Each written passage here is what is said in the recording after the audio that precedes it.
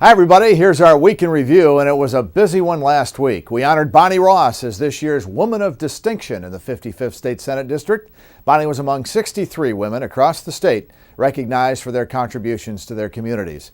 Bonnie is the Executive Director of the Partnership of Ontario County, which serves young and at-risk residents with a range of services, which includes fighting heroin addiction. Because much of her work happens behind the scenes, I'm grateful that Bonnie Ross received this well-deserved recognition.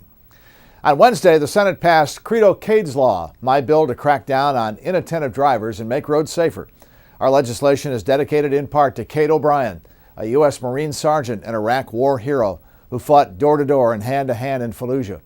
After Cade was killed on his motorcycle by a driver who failed to yield the right-of-way and only ended up paying a $35 fine, Cade's dad came to me about fixing the law to better protect our sons and daughters on the road. And I'm honored to have played a part in passing Credo Cade's Law in Cade O'Brien's memory. The Senate also passed a bill I sponsored that would put an end to unfunded state mandates, expensive state regulations that Albany forces on local governments and school districts, sends taxes soaring for residents and employers alike. Our bill will go a long way toward keeping local taxpayers from picking up Albany's spending tab, and I thank my colleagues on both sides of the aisle for their support of this common sense proposal. I represent some of the best schools in the entire country. And as someone who has spent time on pretty much every sports field and in every gym across our region, I can also tell you that we are home to some of the best scholar athletes anywhere. That was on full display last week as I had the opportunity to recognize just a few of the recent state champions in our district.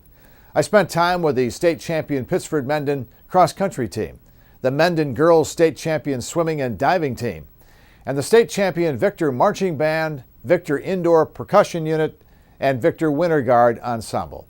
You made us all very proud.